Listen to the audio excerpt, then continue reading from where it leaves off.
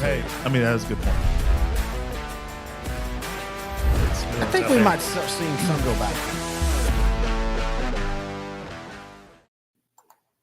I got to do it. I can't help it. I know it's not a regular show, but here we go. But here we go. Here we go. Here we go.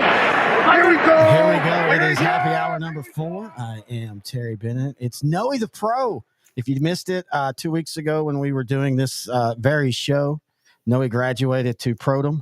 He is now a full man. No 2/3, 1/3, just a pure full pro intern. Noe. Surprised you didn't say 3/5. Hey, I was, sometimes you learn in today's world to dance around the topics. It is happy hour brought to you by Grandeur Pest Solutions. First off, before we start anything, I'm already holding intern Noe. How you doing? And what you drinking? I'm doing well, sir. I am drinking some Brooklotic. It's a scotch, a peated scotch.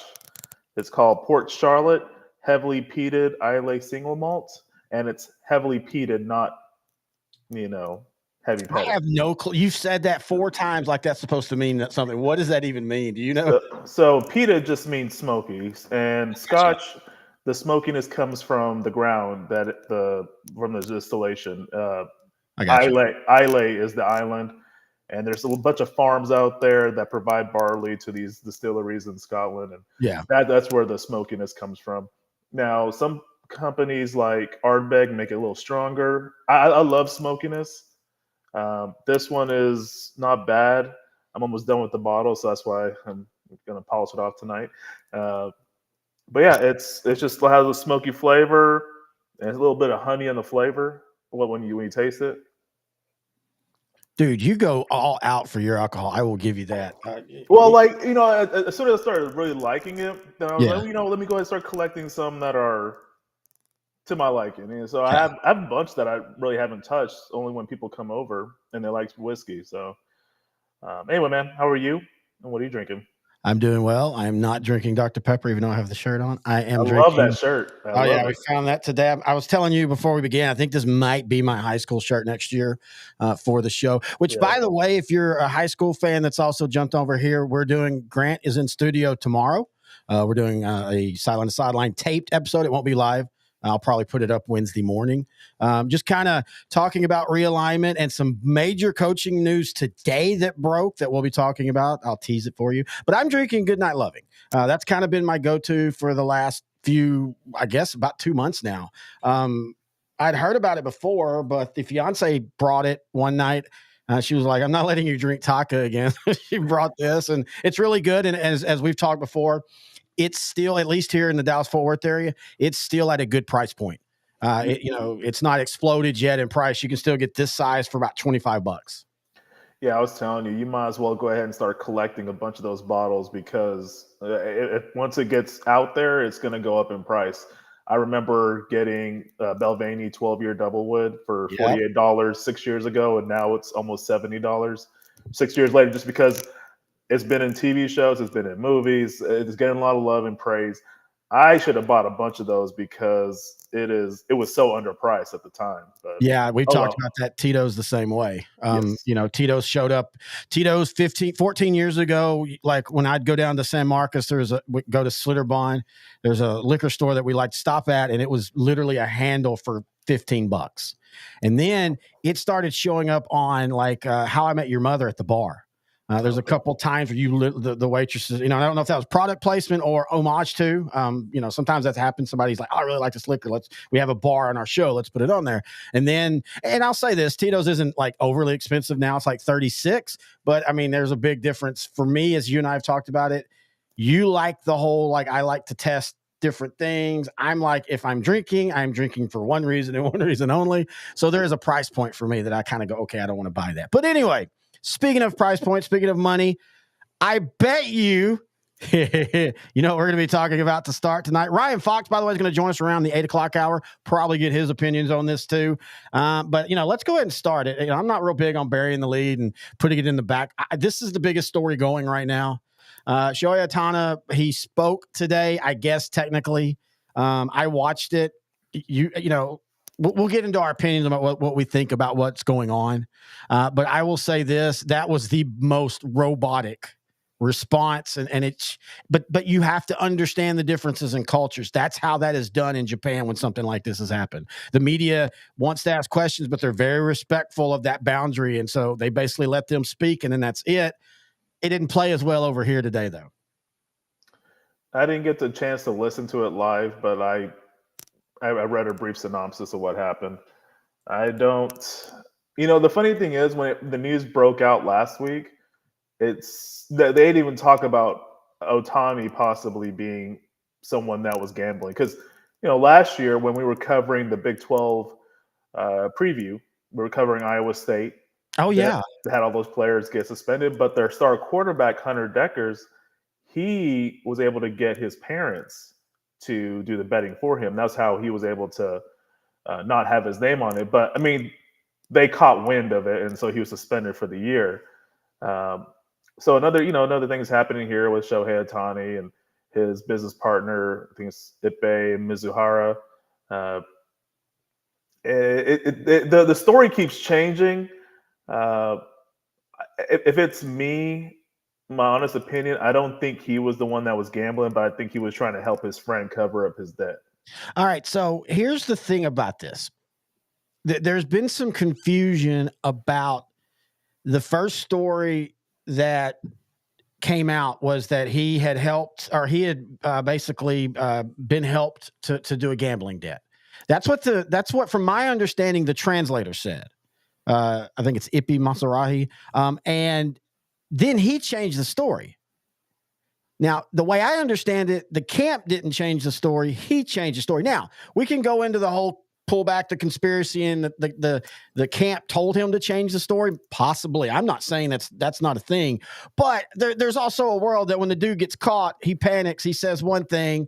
Then he realizes, oh, crap, I probably just screwed up even more, because even if I didn't tell him and he helped me, but I tell them that he helped me, that actually might look worse. Or he just, as a dude that got caught stealing, tried to lie his way out. He got caught and he didn't change the story.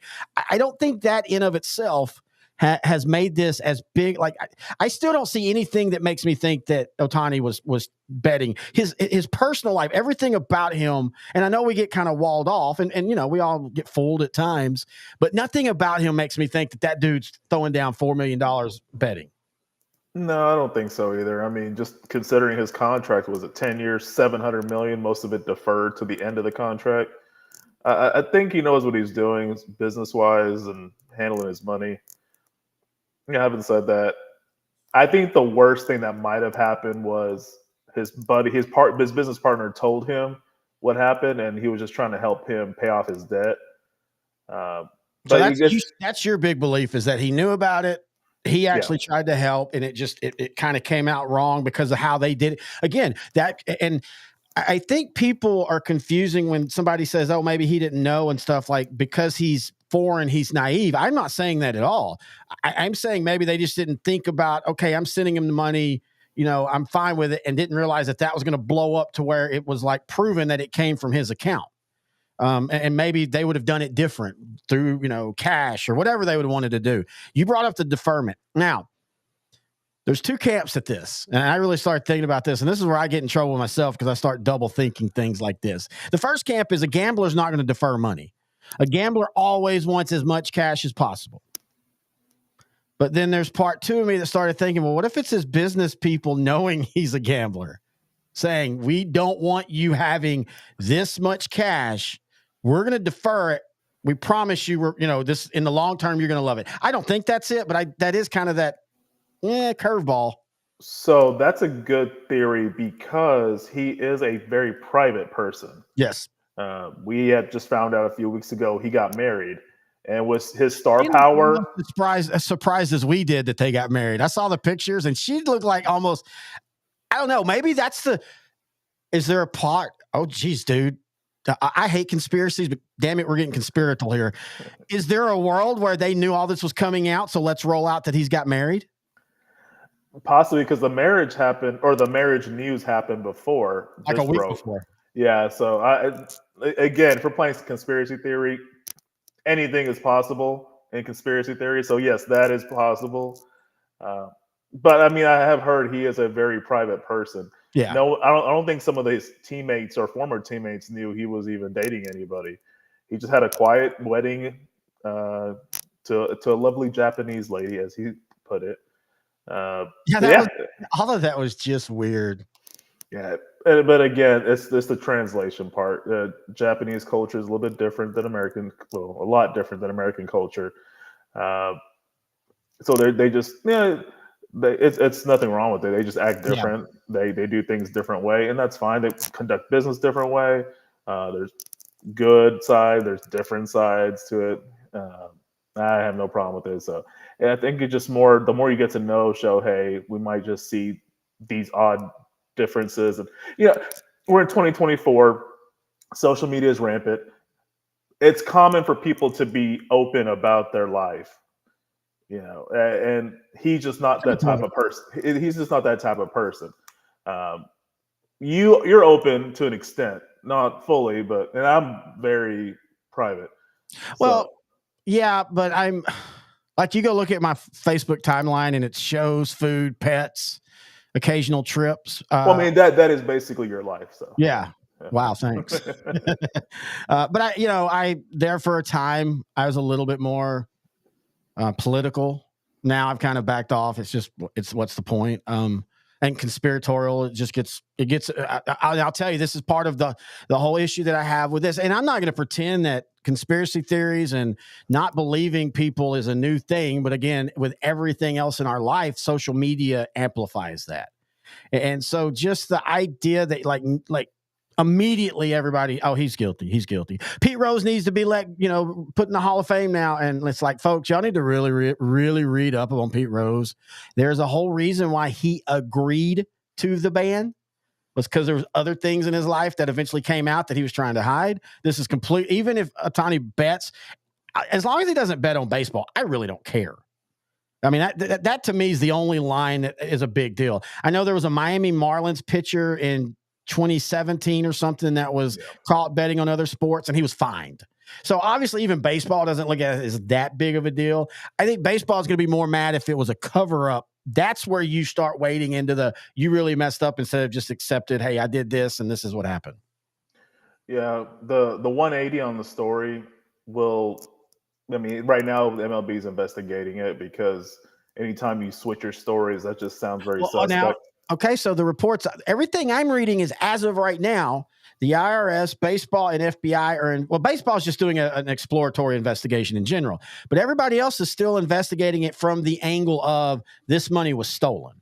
Mm-hmm. I still believe that, again, unless I get told otherwise, everything I've read, the first response came from the interpreter first before anybody talked to him, and then he changed the story, and somehow that's been grouped into the camp. Their camp changed their story. We won't ever probably know the truth of that. That's one thing. And I don't think there's going to be a smoking gun either way with this. I think if he was betting, he has enough money to make any of this go away, period.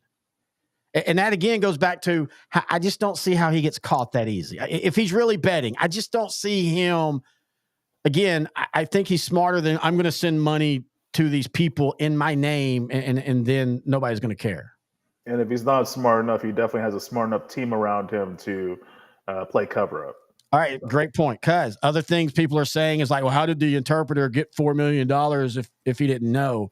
Folks, y'all need to read up on how rich people get schemed, scammed, stolen from their families and friends all the time. And this interpreter, by all accounts, from what I read, they were close friends. I mean, in fact, if you want to believe the story that he helped him, they obviously were close enough that he gave him $4 million. So rich people think different. Yeah, $4 million to us is a ton of money, but for people that have way more than that, it would be like if somebody if you took $4 out of my account, I probably would think about it and go, oh, he must need it for something. Or I just didn't even pay attention. I doubt Ohtani's checking his bank records every day. So let's say it pops up $4 million. They ask the interpreter, and the interpreter says, oh, well, he needs it for this. How do we know he hasn't been lying in his interpretations between the business people and Ohtani himself? Because I have a feeling he was probably the only guy in between some of those financial decisions. He probably was, and it was probably at Ohtani's request because they have trust. They've known each other for so long. Uh, that is a very good point. Thank you. For once, no, it's fine. Dadgummit. We will never know. No, you're right. As of right now, we will never know. Something might. I mean, everybody's prone to a mistake or two. Something might have slipped. But yeah, I just think he was just trying to live that life, kind of like with that Jags employee. Stole $22 million. Amit Patel. Yeah, he kind of. So no, he's a little different because he was more trying to gaslight the Jags, saying he was initially kind of saying that, oh yeah, they should have been able to catch this a long time ago. It's not my fault that they didn't catch me. To now he's remorseful that of course he found guilty. He's going to serve prison time. So. But it goes to show that even big corporations can be scammed. Very true. Again, for people that live day to day, check to check, or just quasi comfortable, we check our stuff every day. Like I think probably the first thing everybody does when they wake up, if they have a computer or a phone and they have time, check your bank. Let me see how much money I have today. What came out overnight? What was I not? All that. For somebody that's making the money he's making, he's not doing that. I promise you. I promise you.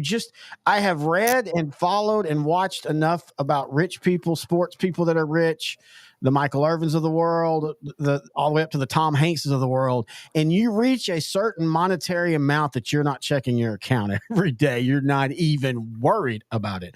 You're not fighting the $5.99 Prime Video charge that you keep forgetting to cancel. So this idea that how could he slip past him? I think that was probably the easiest part of all this if he was working, as in his own device to try to steal from Ohtani and everything.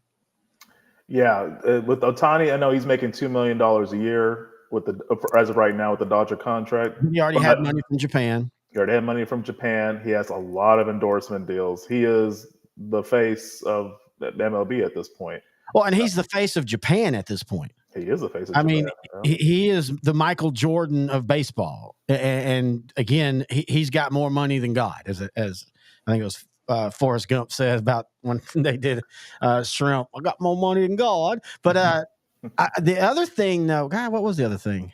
Man, there was something I was about to say.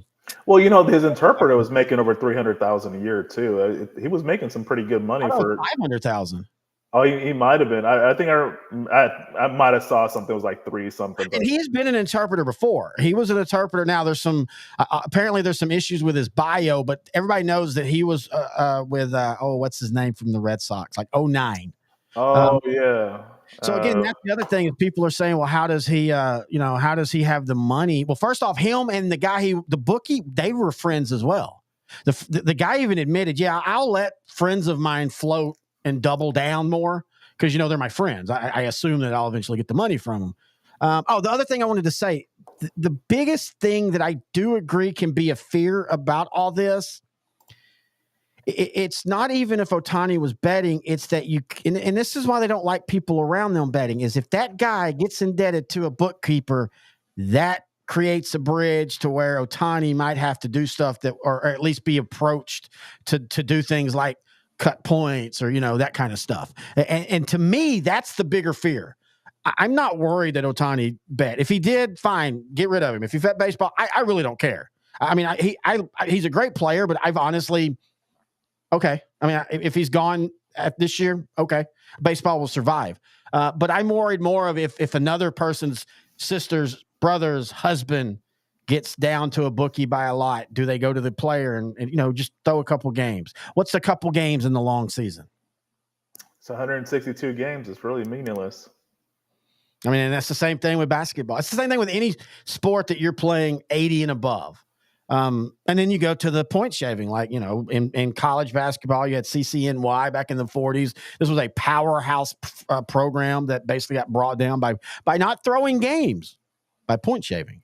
Mm-hmm. And that brings me to my next point about all this is everybody is now saying, well, this is what happens when you get legal betting and they're advertising and all this. Look, folks, gambling is literally the 5 minutes after the first sport was created, the first bet was made. So this idea that it's any more now because it's legal is just foolish. In fact, I'll back it up and say it's the exact opposite, because now everything's on the table. Yeah.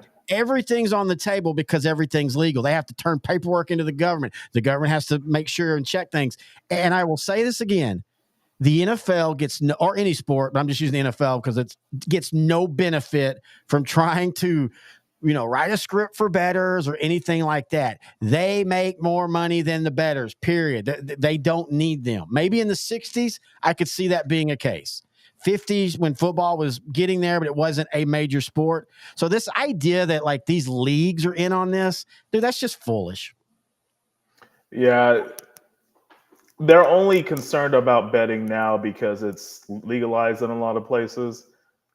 It's still illegal in California, but it's illegal. And that could become a trouble if he was betting on non-baseball still. But I mean, he's not going to serve jail or anything. No, I think there's a lot of hearsay here. To me, the end result is just going to be nothing conclusive. Move on with our lives. Mizuhari will never work for baseball again, or for any player that needs interpreting. He'll just have to take whatever payment he can get from Shohei and just move on about his life, find some other job. Along your point you said earlier, he might not have even graduated from UC Riverside. Oh, yeah, that's right. So it's something that's pretty big because he's the best player in baseball right now, the only two-way star, the biggest star in baseball. So it's going to get attention, but I don't think anything's going to happen from him. I don't think he's going to be suspended. Like I said, the worst thing that probably happened was he was trying to help pay off his friend's debt. I don't think he gambled. He doesn't need to.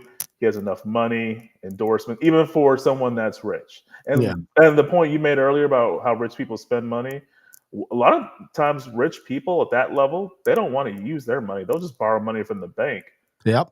And just invest their money at a higher interest rate. Remember, right now, CDs are over 5%. They might as well just borrow money. They know we're going to pay it back. They just create a big line of credit, and that's how they really spend their money. Same thing with doing the whole life insurance policy and basically getting a loan on your life. But that's a big thing now that's being pushed, but people don't understand that that's a benefit if you're over a certain income. It doesn't benefit you if you're taking the loan and paying in the whole. All you're doing like you're talking about this loan, it's basically just a credit card from the bank. And it's the American Express Black, where you can pay what you want, and at the end of the month, you pay it back. And you just keep doing that, and you just keep doing that. And like you said, your money's just sitting over in the corner, just growing.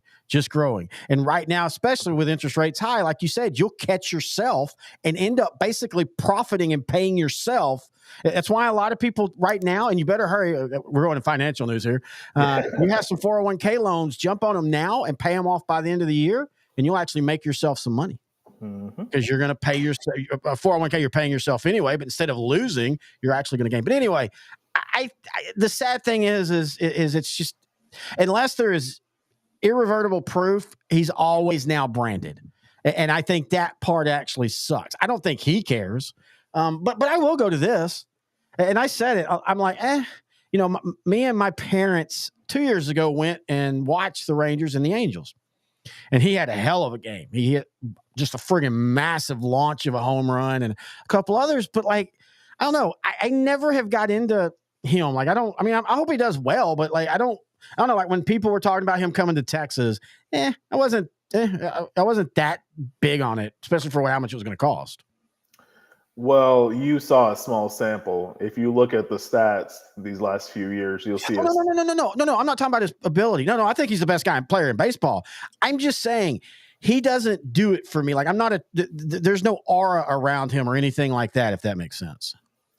I guess it's just he comes over from a different country and just he's a top class athlete at the position, as a hitter. And we've never seen anyone lately that hits and pitches. So it's just that part's awesome. So that's it brings a uniqueness to him. He's from Japan. He's a two-way player. So I get it. And MLB is kind of starved for superstars right now. They don't really have those charismatic athletes that they used to have back in the day when we were watching in the 80s and 90s. I agree 100%, but I guess that's kind of my point. I don't really feel he's very charismatic. Is he? No, but again, they try to give that mantle to Mike Trout at one point. And he's boring. Yeah, and then Bryce Harper, they try to give it to him. He just, I don't know. Actually, he's perfect, but he is still, everybody, even though he's still emotional, but even though he is nowhere like he was when he was that team phenom, everybody still assumes that he's like that. And so he's not, well liked. Adolis Garcia could be the face of baseball. But again, with baseball, it's really hard because the more colorful you are, the more the old guard, you shouldn't flip your bat and, you probably shouldn't play. And nowadays it's more encouraged. Like pitchers don't lose their cool. There's not a lot of Vicente Padillas out there. There's going to just beam the next batter if the prior batter hits a home run off them and starts showboating a little bit. Now they're okay. There's all kinds of celebrating. I actually do like that. Oh, I do too. Go watch some, man. You want to have fun? No. Go watch some the Caribbean League series. They play them every summer, or Venezuela, and or Mexico. Go. I'm not joking. I'm joking about the Kenny Powers part. But when Kenny Powers is down in Mexico, that is very how it is. Like you celebrate. You like big. Like you will literally talk crap to the dugout as you're walking by with a home run. Benches will clear, and then half of those guys are all on the same team in the MLB, and they're all just having fun. I've tried to explain to older people that the generation today, they don't get offended by trash talk like maybe we used to. You're going to fight. Now, man, I see it at all the high school games. These kids will say some of the things that like embarrass me, and then they're hugging it out after, taking pictures on social media. I think the older guard need to understand that it's just a different world now. Yeah, it's just a different world. MLB, they need stuff like, they need those charismatic individuals. They need it showcased. Again, like when Aaron Judge, I think, was chasing 60 home runs. 61, yeah. 61 home runs. There was live coverage for every at-bat. They're just trying to find something to draw more interest to baseball. It's working to an extent. The best thing to me, the best thing that's happened in baseball is the rule change, like the pitch clock. Yeah. I like that a lot. I don't really care for replays as much, but just shortening the game any way you can. I think that'll be your key to draw more people in. And I don't even really mind the reviews. I do not like the newest rule where you basically cannot block the bag at all during a steal or any kind of play at the bags. That's going to be, because I don't really like the blocking of the plate rule either. I get it. It's one of those things that they did it thinking it would make catchers safe, but it's actually hurt them because it hurts them when it comes into the play of game. But anyway. Speaking of. There you go. Look at, I'm going to start calling you Segway Noe. Let's talk about the big news in the NFL today. Outside Damian Harris retiring. The NFL came out, and I don't know why people are shocked. They've literally, when the NFL talks in the middle of the season, when you see Mike Floria of Pro Football, or if you see, well, not anymore, but if you see Peter King tweet out, rumors are they're going to address certain rule changes, that means that's what they're going to do in the offseason. They're just floating it out now so everybody can get used to it. So we all knew the hip drop thing was going to come. But it's official. The NFL has banned the hip drop tackle. And if you don't know what that is, I meant to get a picture and I forgot. But it's basically, if you're a Cowboy fan, you saw it with Tony Pollard against San Francisco in the playoffs. When a guy is behind a guy and he grabs him by the hips and he kind of twists him and then sits on him. That's what you used to call it. Twist and sit. And you land on their legs and then that brings you down. Oh, my God. Everybody's annoyed. Oh, my God. The world's going to hell. I was really surprised at how many former NFL players actually chimed in against it. But what are your thoughts on it? It's just another thing to bring safety to the NFL. I'm okay with it. There's different ways you can tackle somebody, especially if you're chasing them and you can grab them by the legs safely. You can just grab them and bring them down to the ground. You don't have to do the hip drop tackle. And the players know it. They're just trying to find, to them, the most efficient way to bring someone down. But it, like you said, like we were talking about during the season, it's caused a lot of injuries, especially this past season. So, yeah, I fully am supportive of safety measures. And if these guys tried harder, They need to go back to Pee Wee when they learned form tackling. There's a lot of basic skills are being lost right now, and that's the thing that really annoys me. Yeah, you're right about that. And the thing is two things. Rugby outlawed this move a while ago. And if we all know how rugby plays with no helmets, no pads. So if people like that play that sport say, hey, that's too dangerous, then it's probably too dangerous because it's too dangerous. And it's just like the horse collar tackle. Nobody really thought about that until it happened in a national televised game where Roy Williams did it to Donovan or Terrell Owens and broke his leg. And you can make the chase, maybe change the trajectory of that Super Bowl with how T.O. played at maybe 50%. I just wonder how he'd have played that game at 100%. We might be talking about a completely different, wait a minute. That would have helped the Eagles. So Roy Williams made a really good tackle. I don't know. But, everybody bitched about that for 2 or 3 years. Yeah, and as they got used to it and as players got used to it, and I remember a coach told me, rule changes in the NFL aren't for players playing now. It's for players that'll be coming into the league 2 or 3 years from now when they're used to that. And that I agree with. Now, I do agree with, though, dude, it's going to be a crap fest with officials calling it. That's the issue I have with it is, will the officials call it correctly? I don't know if they will. For the first year, there's going to be a lot of controversy. You already know it. There's going to be a lot of media pundits complaining about that crucial non-call that cost the team the win. So I'm already expecting that this upcoming season. It'll take a few years for everybody to get used to it. AKA a lot of penalties being thrown and a lot of penalties not being thrown. Yeah. I like the rule change, but to your point, I agree. It's going to take a few years for it to actually be fully implemented and players stop doing it. Just like with the horse collar tackle, like you brought up with Roy Williams on Terrell Owens. It took a few years, but eventually people stopped doing it for the most part. Yeah, I mean, you see what in the NFL, maybe 2 or 3 a year, and then probably another 2 or 3 that don't get called that should have been, and maybe 2 or 3 that gets called that shouldn't have been, just to be fair. So maybe 9 plays in the whole totality of the NFL, maybe about the same at college, maybe a little bit more in college just because you got so many more games. But yeah, now everybody sees it and they understand, oh yeah, that's terrible. If it happens to their player, and by the way, 90% of the fans bitching, if it happens to their player this year and it doesn't get called, they'll be the first ones bitching about it. Wouldn't you be like, no, you don't like the penalty, right? So you don't want it to happen, do you? I understand, but still, yeah, I agree. I just think that, I like it. I don't want to say I don't watch the game for hits. I like hard legal hits, but I also like form tackling too.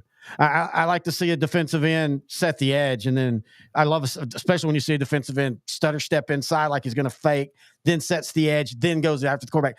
The hitting is awesome. I like that. I don't get any joy of watching somebody hip drop somebody. I never did. Yeah, I don't either. I don't want to see star players getting knocked out for the year and shortening their career. And some of these players are projected to be Hall of Famers, and big injury like that prevents it. And also, it hurts my fantasy football. Well, and I don't know if it hurt. I don't know if it hurt the Cowboys in that game. I still think that, yeah, he was doing some good things offensively, but we don't know. But I do think that you could look at this year, and Pollard didn't seem like he had that same explosion. And I'm not saying he won't get it back, but I'm just saying you could tell this year he was still, that game that happened in the playoffs. It's not like he had a full year. He had 9 months to heal.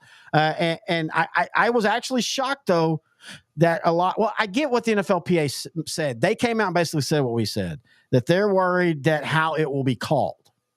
Like, will it be called correctly? I'm fine with that. But man, for you to come out and basically for 50% of your group to say, hey, we don't care if you get hurt. But then, I don't know. That's weird to me that the NFLPA picked a side on this. Player safety, man. But that's my point. But they're going against it. They're saying this rule shouldn't be. Oh, okay. Yeah, the NFLPA. But again, I understand their reasoning is they're worried that it won't be called correctly. I agree with that, but I still don't think it's a good look for you to come out and in the news and tell 50% of your people, hey, we're not really worried about your safety. we're going to argue about. We're worried about the calls. Yeah. I mean, this offseason, that'll be dominated by figuring out how to implement that. And then also the proposed special teams change, too. Both for safety. Well, I think the special teams was more about its safety, but it's also bringing it back, like bringing back the special teams being a part of the game. Trying to have your cake and eat it, too. Yeah, and I like the rule, by the way. Yeah, I do, too. Yeah, I either want that rule or I like is it the XFL that did it where did you see how they did that? Like it basically was like a line of scrimmage and then the guy kicked and then nobody could move until the returner started. This is where the NFL got it from. Okay. So it is basically the same. I know the onside kick, a lot of people don't understand that one. They think that you can't, if they make the rule that you can't onside kick till the fourth. No, you can't get in the old school onside formation where it was overloaded to one side. You can only do that in the fourth and if you're behind. I have no problem with that. And it's not a surprise kick either. You have to inform the referee that you're doing it. But you can still do the old school surprise kick where you're lined up in the regular formation. I think that's the thing people don't understand. They think it means completely. But I want to go back to what you showed me right before we started. And I think this ties into what we've been talking about. And that is the replays now are possibly going to look at roughing the passers and other calls like, throwing the ball away, intentional grounding. Yeah. I like that. I like it a lot too. And it's going to be a big change, but I do like it because, intentional grounding and roughing the passer are both subjective. But the referee's been erring on the side of caution lately, and a lot of hits on quarterbacks, to me, are not roughing the passer. But again, it's subjective. I would like an independent person to actually look at it. Now, there has to be certain criteria. Obviously, this is just the high-level news.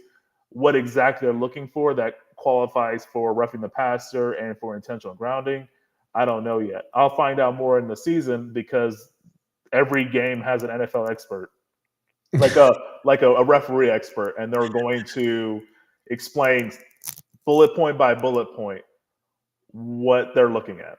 Yeah. So in theory, couldn't you do that with the hip drop as well? Take it out of the hands of the officials on the ground. Just have a reviewer. If it happens, boom, you hit the buzzer. I just thought of this now. I mean, you probably were leaning or trying to segue to that, but they could do this for everything. Pass interference.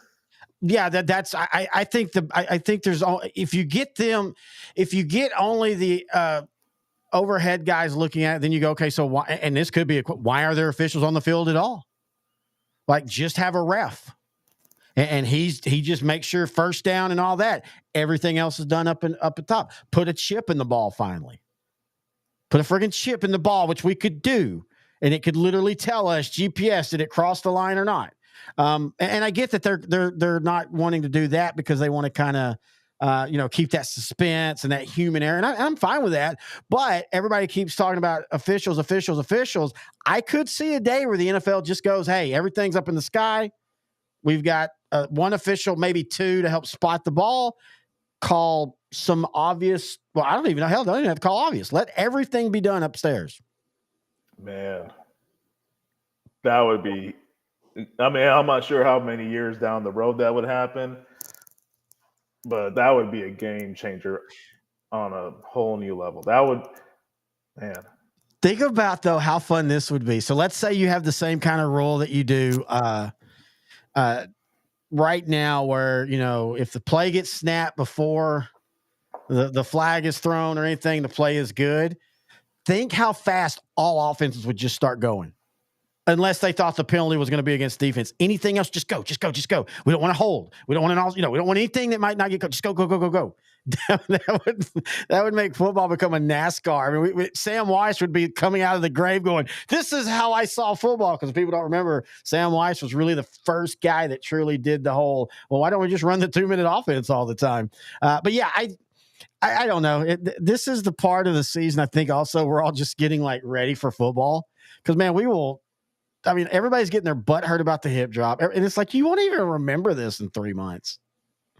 It hasn't even been, I'll say until your team gets a bad call on a hip drop, everybody's going to remember it then. I'll remember every bullet point if it happens against the Cowboys. Now, yeah, Sam White, that's a good one. Yeah, it's funny like how that was imitated by the Bills and then like almost every other team, the Houston Oilers. Yeah, man, that would you would need an Olympic level referee, athlete to be a referee essentially. Ed Hockley, they're going to clone him. Eddie Guns, man, you need him, but with like a Kenyan marathon runner's lungs. Like you just need like basically the $6 million man, Steve Austin. You just need to go ahead, just build him in a lab and have him out there on the field because they're going to have to do a lot. No. I just want to see a team of them play each other. Can we just now have a ref league? How about this though? How about you still have all the officials, but instead of actually throwing a flag, they hit a button. If they see what they think is holding, goes up to the sky. Sky looks at it. So that way, instead of calling everything, which would literally slow the game down because you're going to have there's going to be so much stuff where the official would be or the guy would, well, I need to see it again. So let me that's what happened that first year when college had reviews, and it just like it would be 1st and 10, and it would be a 1-yard throw, and they would stop and they'd review if his feet were in. And finally, college football said, okay, let's try to make it important plays, not every play. So how about you still have all the officials, but they just hit a button. I saw a hold. And then the eye in the sky, yep, we saw a hold. All right, flag. I think that could actually work. And you'd keep people on the field still watching at an eye level too. Because some things you can only see at an eye level. The eye in the sky will miss things at 3 dimensions because it's just the way it looks. I'm okay with more stuff going up to the booth, but I want a time limit. Like if they can't see anything discernible after 10 to 20 seconds, whatever the time is, like that seems reasonable, then you just call it. Okay, so for example, holding, someone challenges it. Let's just say holding can be challenged in the booth. It goes up to the booth. It takes them more than 10 seconds to come to a decision. The ruling on the field would stand. So there's like a timer. If it goes off, ruling on the field stands no matter what. I would be okay with that because it wouldn't slow the game as much. Well, and that would work because they're already looking at every review anyway. So they're already, even before the challenge, I guarantee you they'd be like, oh, we're about to get a challenge. Beep, challenge. All right, we've got it, hold and go. And you don't have to have the, I get why they put the official, the head referee under the hood. I get that because when people, again, age, a lot of people don't realize that instant replay was tried first, failed. It failed because the eye in the sky people were the only ones that made the call. Kind of like how baseball is now. Here's the difference. We have HD. We have way much better equipment than we did in 1987.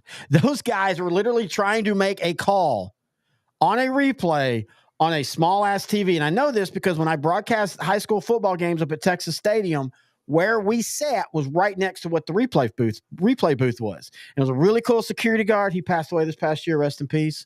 But he would let us in, and we went and looked. And they looked at, my little TV I have for my Nintendo and all that? It was that big. In 1987, they're trying to make replay calls on that non-HD. That's why there were so many bad calls. Now, I can't explain why some of the bad calls happen now, but in today's world, so much better technology. Stop having the ref go under the hood. Just let the guy in the sky make the call. Every other sport does it that way, except for hockey. I think hockey kind of does it both. On goals and stuff, it goes to Toronto or New York. I think it's Toronto. But on other things, the official will go and look. So maybe we get that little hybrid like that would work. Well, when you brought up the old security guard that passed away, it reminded me of our look back we did over the weekend on the Giants and all the people we kept saying RIP, RIP, RIP. Honestly, if it doesn't slow down the game, because I know a lot of offensive-minded coaches are going to complain that the rhythm of the game is the rhythm for their offense is being hampered by these new rule changes. Yeah.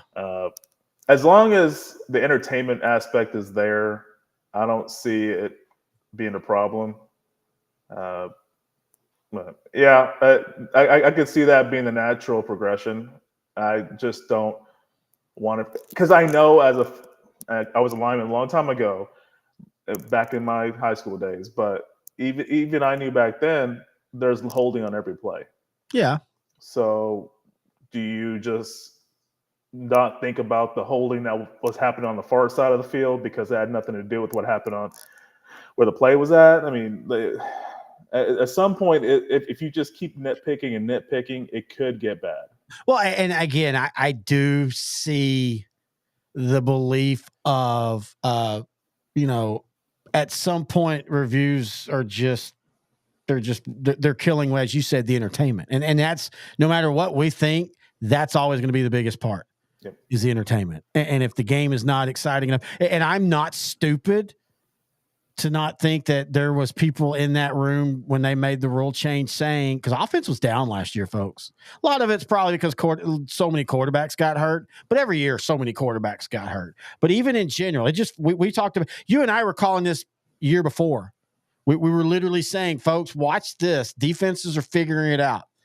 We're going, and that's why you and I both feel that. And you see that secretly big running back free agency that actually happened because people are realizing defenses are shelling out, playing all their safeties 5 yards and bailing as soon as the ball snapped because they don't want to get beat over deep. So how do you contend that? Better tight ends, better running backs. But you can't tell me there wasn't people in that room with the owner saying, hey, you remember offense was down today. And that hip drop tackle, man, if Pollard against San Francisco 2 years ago, if that guy doesn't do that, Pollard might have scored. That kind of thing. So let's not be stupid and think some of it isn't because they're wanting to keep the entertainment factor high, because there was a little bit of a slippage this year. I think free agency kind of tells you the direction of football each year. Good point. Great point right there. You saw the demand for not linebackers, but off-ball linebackers, but mostly interior offensive linemen, which is the new term for guards and centers. And running backs. Running backs are the all-time high position. They got paid this season. They didn't get paid last season. They were getting paid this season. I think teams are starting to see the demand and the value of running backs to take advantage of defenses nowadays that don't have the muscle up front to the Dallas Cowboys defense. Yeah, and you saw with the Cowboys, they got rid of a lot of those players. And with the Titans, I'm kind of surprised. Their kind of defense is probably going to be what's best for a lot of teams going forward. They can stuff the run. I had Jeffrey Simmons. He's a run stuffing defensive tackle. I love the way he plays. And Danico Autry. But Autry left recently. I think he went to – I want to say he went to the Texans, but I can't remember. But yeah, that'll be the new trend. Run stuffing defenses. That'll be – well, this season is going to prove the point that it's valuable because there's going to be a lot of running backs that get over 1,300 yards as opposed to just over 1,000. This 2023 was kind of a weak year for running backs.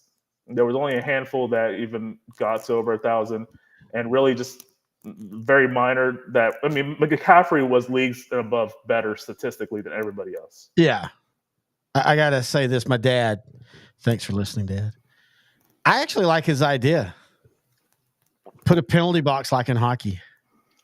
Oh, okay. So your left tackle has a hold. Mm-hmm. He's got to sit out the rest of the drive. Then that goes back to the sense that you got to have expanded rosters if you're going to do that. No. Just like in hockey. Oh, no. He goes out for the drive. You cannot do that. Why? Now, he said 2-minute penalty box, and I'm like, screw it. Go for a whole – you want to bet that penalties don't get cut down? I didn't even bring up, by the way, the Giant – by the way, we're talking about that again. Check that out on YouTube. Holy crap, the amount of people that have already watched that. We've hit over 12,000 views on that video alone. I think the best we did last year on our look pass was our look back was like 9,000 on the last video. So we appreciate that growth again. Check that out at L4 Media on YouTube. But so one of the things about that 86 team, and Dad will know this one, there was a tackle that was basically the problem and got Danny White killed. His name was Phil Posderick. And he became known as Penalty Posderick. Felt really bad. He was just like Flozell Adams, a really good tackle, who just had an issue with a hold every 3 or 4 times a game, but he was good enough that it lasted. But I totally forgot to bring that up. But no, that would be, I mean, it's not going to happen, but that would be kind of fun. Your left tackle gets a hold. He's got to go sit out for the rest of the drive. Until it happens to your team. Oh, no, it would happen. But I'm telling you, I guarantee you. Now, quarterbacks would be killed more because the tackle would be like, well, I'd just rather him get sacked than have a penalty. But you got to admit, that'd be kind of fun. Because here's the funny thing about it in hockey, and I know hockey and football is completely different. But the funny thing about it in hockey is the power play helps, but it's like hitting in baseball. It's well below. I mean, 20% power play, and dude, you're probably top 10 in the league in scoring and power play scoring. Like 20% is kind of that level. I've always thought if a team could ever figure out how to be 60%, they might go unbeaten that year. Yeah, because every team goes on a power play. So yeah, if you can get over half of you convert half the times or over half. The 3-point, is it not? The 3-point eventually became where a lot of teams, man, are almost hitting it at 46, 47% at times. I'm surprised they haven't expanded the 3-point. I don't think you really can any further than what it is, because it would make it a weird shape at the arch. But yeah, just having like 4-point circles somewhere on the court, or they're just like, if you shoot it from right at this particular circle and you make it, you get 4 points. Dude, I don't know why, but that brought up a nostalgic moment for me. One of my favorite basketball players in the late 90s was Glenn Rice. Oh, I love Glenn Rice. Silky smooth. I was working in Longview at an athletic club, and I've told you about that before. And my college roommate, Jamie, he's probably listening. We played basketball all the time, and Glenn Rice was my favorite. He kind of took what Reggie Miller did and ran with it. Because, Reggie Miller had that moment. And that's always going to be a fun talk one day, eventually, whenever we have a slow moment in these news cycles. How really good was Reggie Miller? Because I see both sides of that. Same thing with Glenn Rice. But, man, just Glenn Rice in the corner. There's nothing prettier than that, man. With basketball, 3-point line wasn't really a thing up until about 79, 80. Yep. Well, in the NBA. ABA had already had it. College didn't get it till 84, 85, something like that. It was around the time. It had to have been like mid to late 80s, like you were saying. Because I remember like Indiana winning the 87 championship, and I almost want to say they didn't have a 3-point line, or maybe that was the first year. 86. I knew it was something like that because Dale Brown at LSU took good advantage of that. And almost 86, 87 season. Oh, okay. Mm-hmm. Yeah. You and I have probably forgotten more about sports than most people know. And that's not even a compliment, sadly. It's just but yeah, it's like my fiance's like, do you know when my birthday is? I'm like, is it close to Roger Staubach's? Because if it's not, probably not. But no, again, that was the whole joke about this show. We were joking at the beginning of the show. We want to be able to just have these type of meandering conversations, and it's just been really hard. And we're kind of not talking the NFL free agency, but to be honest with you, I'm kind of tired of it. And not because not what Dallas is doing or not doing. It just at some point you just kind of get. It's fun for like the first 3 days, and then it's just a lot. Well, because most of the good players are gone after the first few days. But, this one was kind of interesting just because there was a couple of odd trades that happened. One, because a team overvalued their player, and another because a team also overvalued money-wise their player. So, with Russell Wilson getting traded to the Steelers, he was overvalued in price. He just can't throw over the middle. So I'm not sure why he went to the Steelers, because their offensive coordinator is Arthur Smith, former Falcon coach, former Tennessee Titan offensive coordinator. And a lot of his offense, the passing part, is predicated over middle of the defense throwing. Wait. You don't like Russell Wilson to the Steelers? I don't see it being a fit. I see him being a starter to begin the season. I don't see him going past week 5 or 6. When I think of Russell Wilson, that's literally what I think of. Tight end. Again, if it wasn't Arthur Smith as offensive coordinator, unless something changes, I see what you mean. He would fit that Steeler offense. Do you see if Matt Canada was actually an offensive coordinator, believe it or not? Do you think that Pittsburgh, and I know if they don't already have Russell Wilson, the price is probably higher. But do you think after they got Fields, they kind of went, oh, shit. Dadgummit, because I agree with. Look, I'm not gonna say Fields got screwed. I mean, at the end of the day, he still hasn't really showed that he can be what I think he can be. I think he was showing it. I think Chicago will be perfectly happy with Caleb Williams. I have changed my view on Caleb Williams. I thought he was overrated, all that stuff. Kind of bought into the supposed attitude. Then I started actually reading, and I'm a big, and you are too. Teammates tell you what they think of guys. No jokes or not, one of our favorite movies, Draft Day, it's literally said, how odd is it that a guy whose birthday is, the quarterback of a team, his 21st birthday, nobody shows up for his birthday party. That tells you what kind of teammate they are. And by all accounts, man, everybody loves Caleb Williams. So I've turned on him. I think he's going to fit. So I don't think Chicago made a bad decision, but I think they made a decision that it would have been awesome if you'd have got Marvin Harrison Jr., DJ Moore, Justin Fields, Cole Kmet, and then they also had another pick. Keenan Allen. Oh my God! Well, do you make that trade? Oh man, boy, folks don't understand Keenan Allen.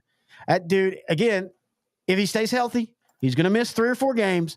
But man, he is still, even at 30, I think 2, he is still a catch machine. Dude, let me tell you something. I thought they were going to keep Fields based off what they did.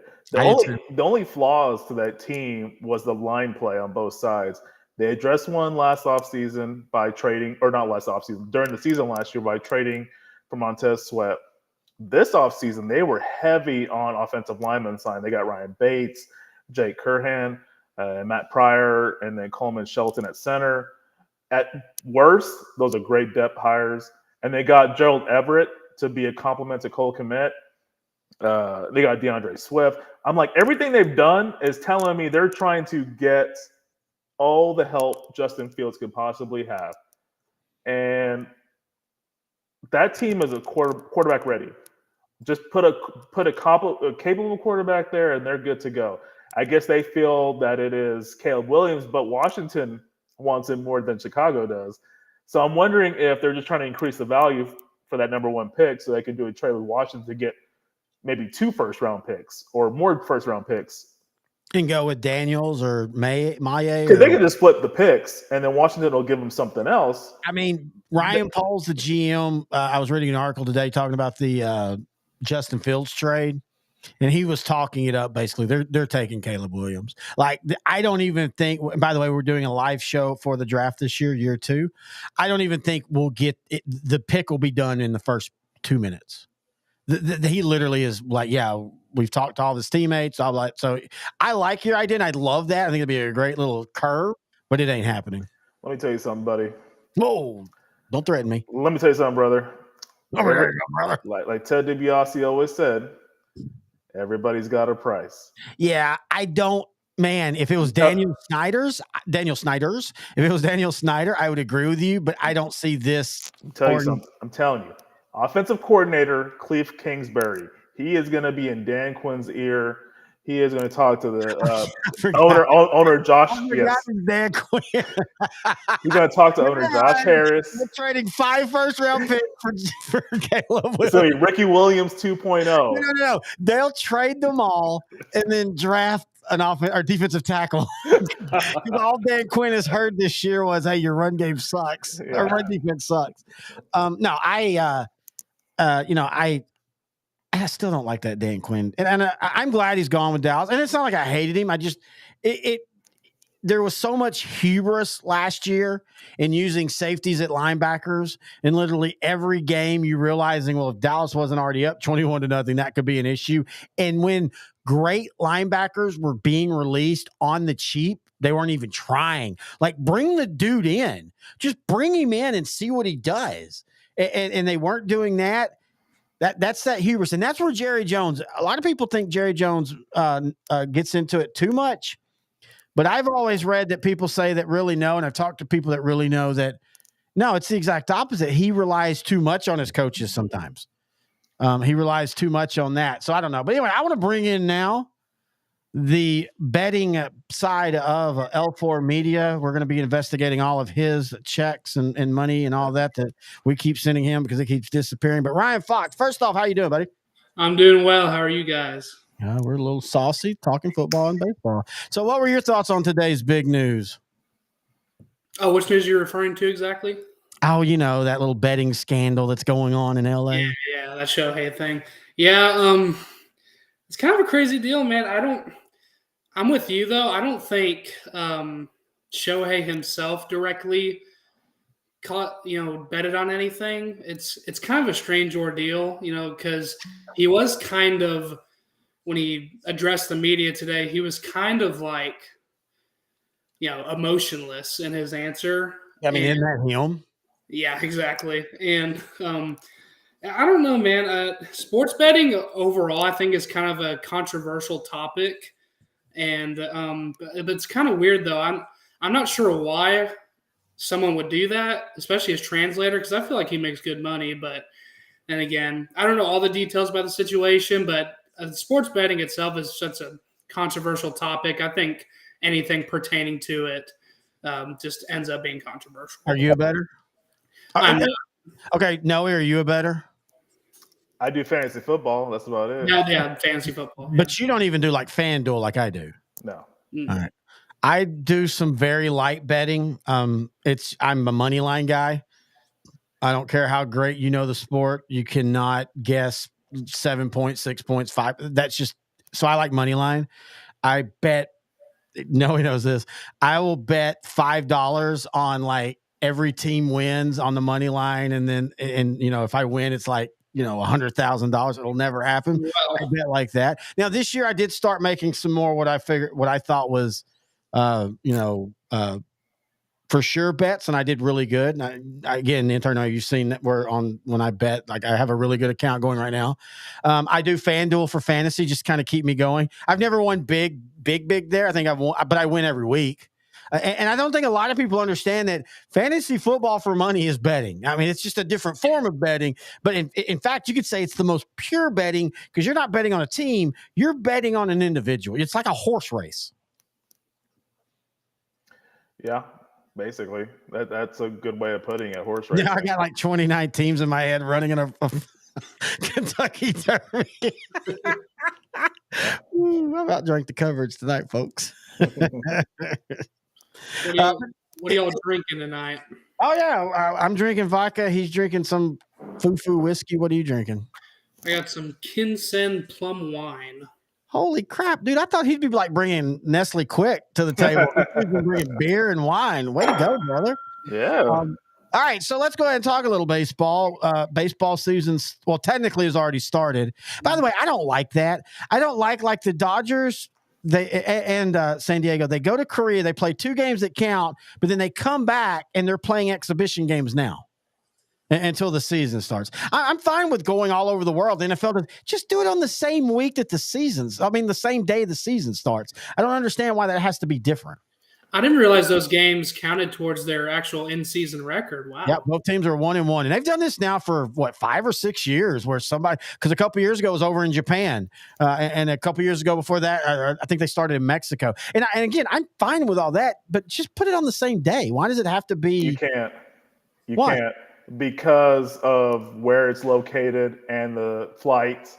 Just give them those days off to come back. They need more than 1 day off. Well, give them more than 1 day. But that's not how current baseball works. Well, but okay, so like Texas will start on Thursday, then they have Friday off, and then they'll start on Saturday and Sunday.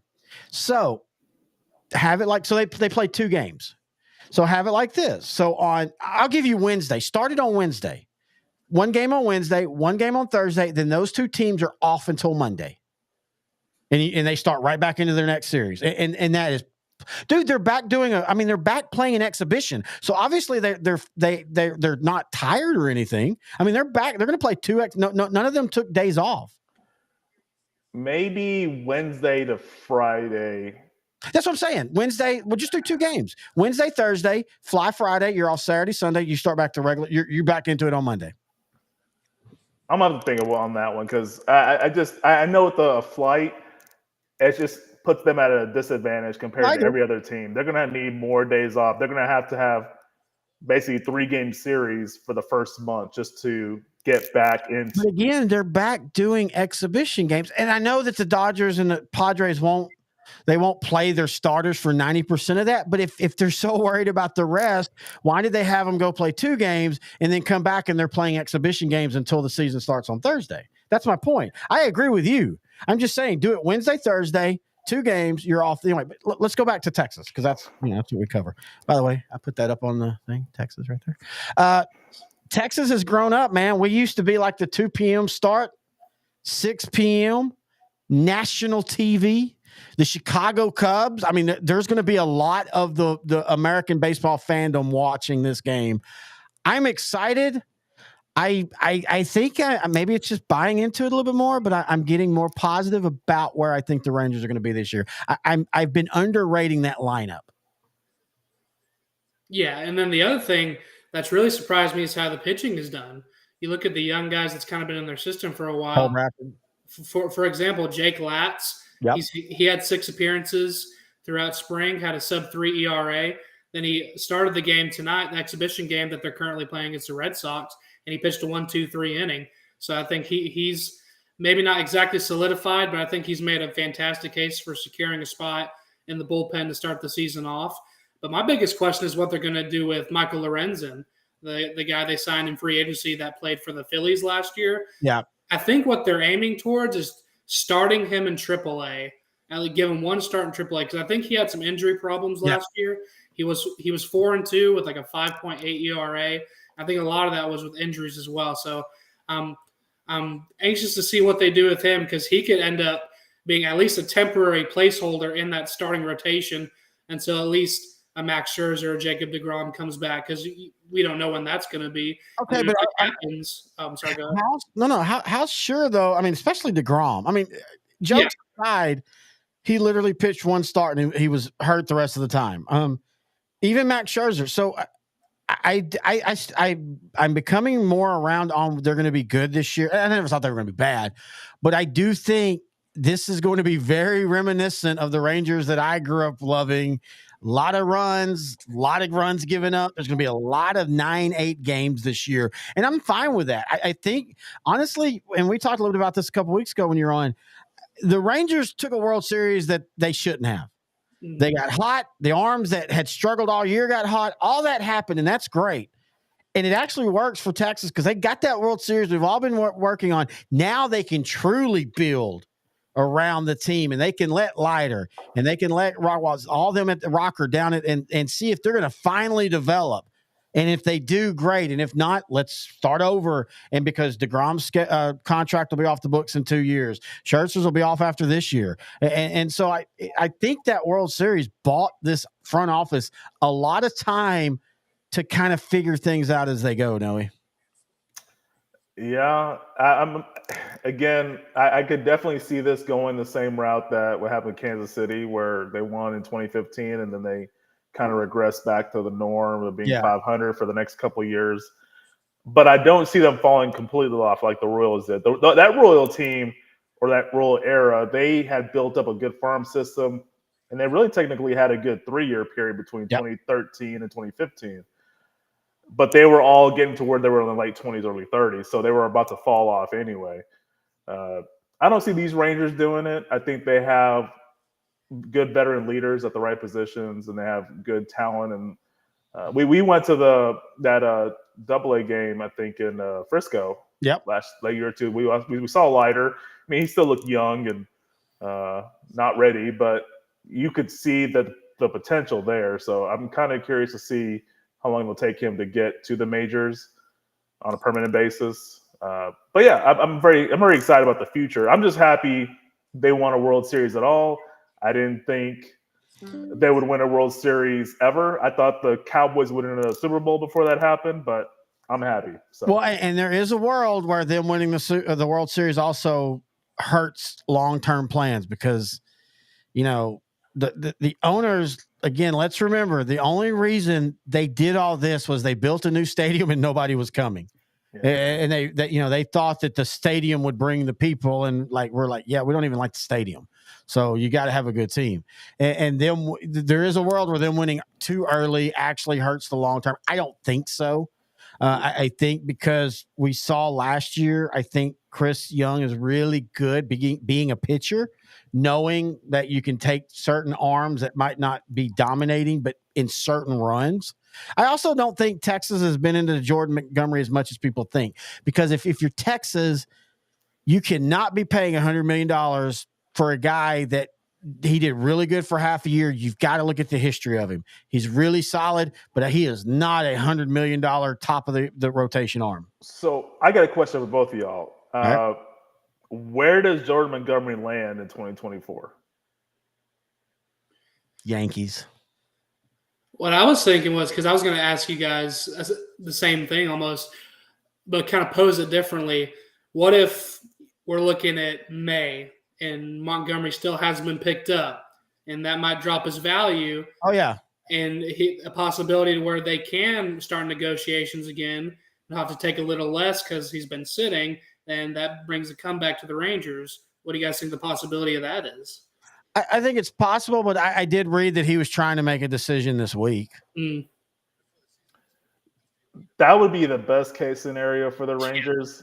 I would love that. I would too. But I'm kind of worried that his value will go up instead of down. Well, I mean, the longer he sits, his value will go down. I mean, that's just, I mean, unless you talk about, the Giants, anybody that has some solid pitching, but one injury away from devastation, unless somebody just panics, let's say Blake Snell, who just signed for the Giants, let's say he goes 8 starts and then his arm gets hurt. I could see an emergency there. But yeah, I think the longer in general, usually, and longer the game or the season goes on, the less the player is going to make. I will contend though. I just think as Ranger fans, we've got to remember some really great things happen from people that hadn't normally done those things. Accept that, but don't try to oversign those guys. Because again, I'm fine with Jordan Montgomery if you're talking about a 4th starter and, at a good price. But if you're paying him ace money, he is not an ace. His career has not shown that he's an ace. And I mean, let's remember, he also lost the World Series start. It's not like he did a Colby Lewis, which I still will contend is still the greatest Ranger postseason history pitcher. Go look at what he did because of what he did in the regular season. And then he would just become tough as nails. But, Jordan was good. But, I mean, Nathan Eovaldi was better. I agree. And I think he's earned that opening day start, no question about it. I think he's the only pitcher in MLB history in the playoffs last season to win 5 starts in an entire postseason run, the first pitcher to ever do that. Not the first pitcher to do it ever, but with 5 starts doing that. So he's earned that as well. He's earned his spot as the ace of this team. But with the Rangers, I think they're still missing that number 2 guy for a 1-2 punch. Because like you said before, with Max Scherzer and Jacob deGrom, there's no guarantee that they're going to be healthy for most of the year. And even if they are, how long will that last? Yeah. So I think losing a guy like Montgomery, definitely hurts that. But I think it'll end up just being one of those situations to where they're going to let the young guys develop. And if it's not getting to the point in the rotation that they expected to during the All-Star break, I could see them doing a similar move that they did getting Jordan Montgomery and Chris Stratton and those guys. Yeah. Get someone at the All-Star break.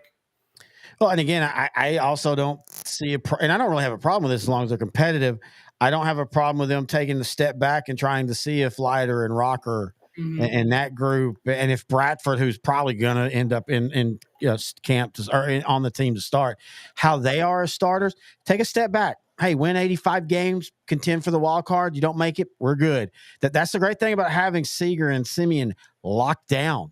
Like you've literally got your foundation there. Then you got Jordan Hane. And I have a funny feeling that if Garcia starts off strong this year, I wouldn't be shocked to see the Rangers do something, in the middle of the year, 3 years, $65 million type of deal for Garcia.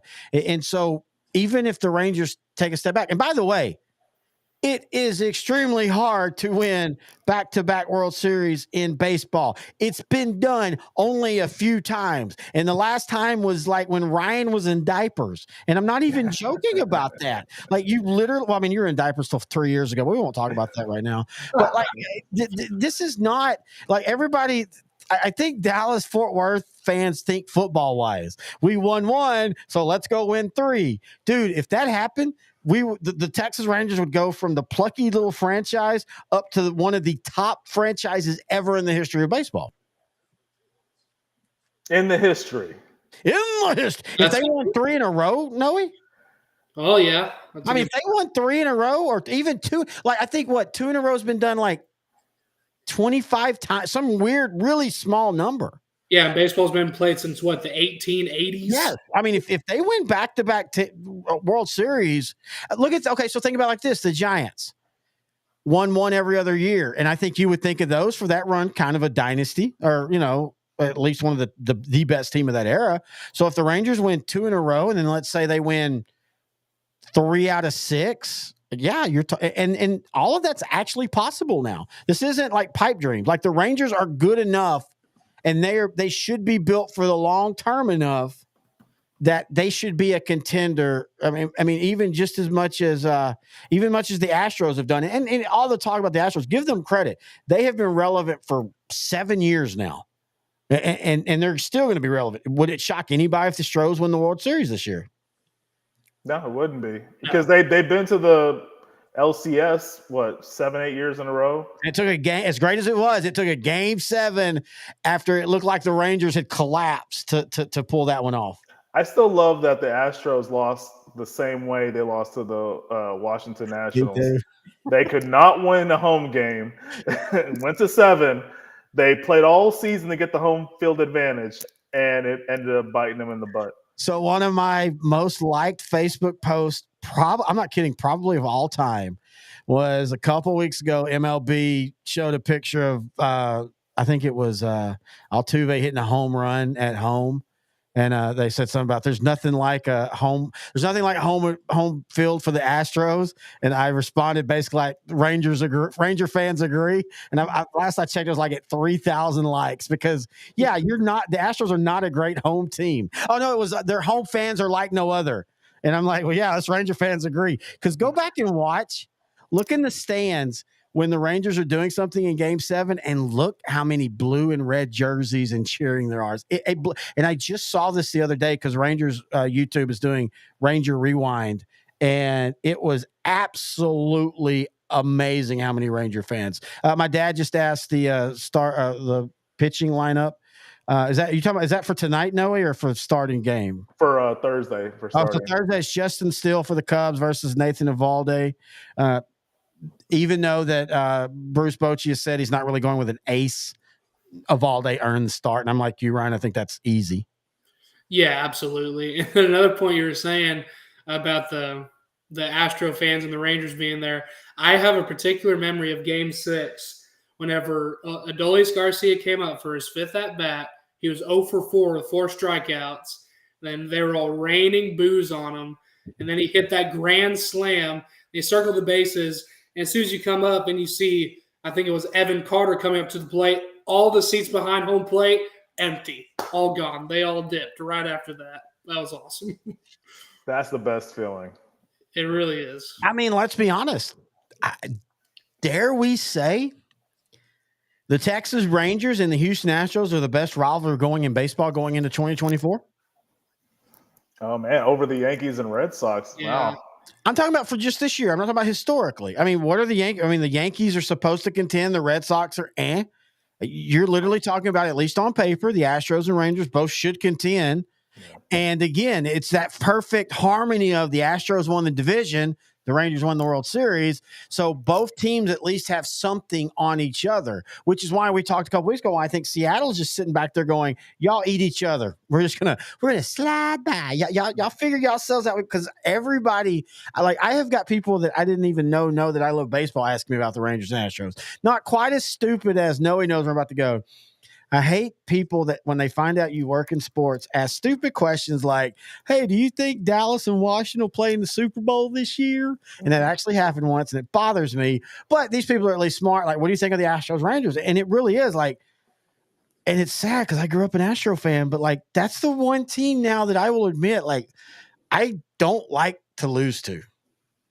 And it's not really, well, to me, it's not really the team. Exactly. It's more the fans that are It's annoying not the me. fans in our sports rehab page.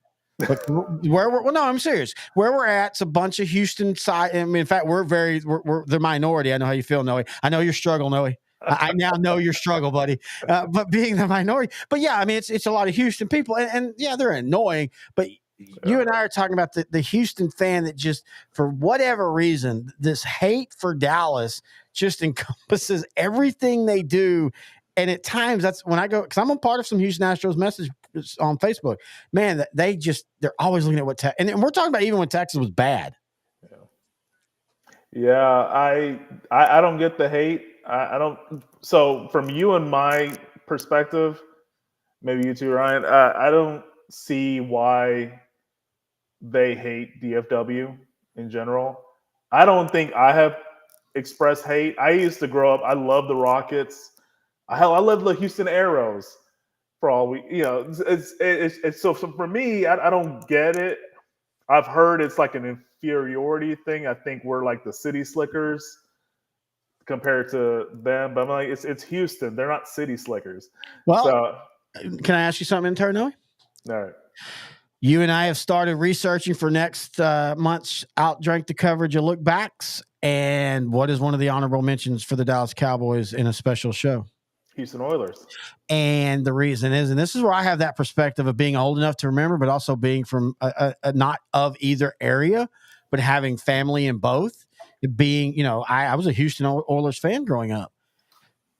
Dallas and the America's team, and then the show Dallas is what literally created this whole thing. That's what created this idea that, because, I mean, and you and I'll talk about that 79 win for the Oilers over the Cowboys in that epic Thanksgiving Day game. If you were to rank the games, it's probably, that's another show for us, top 5 Thanksgiving Cowboy games. That's definitely one of them. I barely remember the game, but I just remember how exciting it was. And I remember my family from Houston area talking about it months and months later. And so that's where it all started. And from that moment on, man, it's just been, and then you go into the 90s and you had Houston Oilers almost there, and yet Dallas, just like it was in that late 70s, that 79 team again, losing to the Steelers, probably getting screwed. It wouldn't have won or lost the game, but it would have made the game closer, getting screwed by the non-call on for future Cowboy Mike Renfro, who, Anyway. A lot of people say that if it went the other way, the momentum would have swung to the Oilers side. And then whoever came out of the AFC was going to beat that Ram team. Yeah, because and that's another thing when we talk about the Honor Mitchell, that Jack Youngblood game. But yeah, it started there and it's just continued. And it's funny because I'm on both sides of it, because I always, and this, Noe, I always say if I were to rank my top 5 sports of all teams, I would say that the 86 Astros is one of my top 3 teams as a fan, because I was a kid. It was Mike Scott, Nolan Ryan, Bob Nepper, Jose Cruz, Kevin Bass, Billy Hatcher, Bill Dorn. I literally sent you the video when I was at this game, and it's when Kevin Bass had a grand slam against the Cubs in 1988. And so I get both sides of it, but yeah, it's sometimes just with Houston fans, it's like, dude, back off. By the way, on Mark the Sport says not more annoying than Cowboy fans. So I got to say this real quick. Go ahead. I used to defend Cowboy fans. I would defend them to we talk about it. Until I joined all these Facebook Cowboy pages so I could help promote the show. Dude, we have the worst fandom. It's not even close. So you and I don't surround ourselves around those fans. I didn't realize this until I went to a bar to watch the Cowboy game on Sunday, which I promised myself I would never do, but I did to entertain good friends of mine. So I went, saw some Cowboy fans right across the bar, waved, said hi, go Cowboys.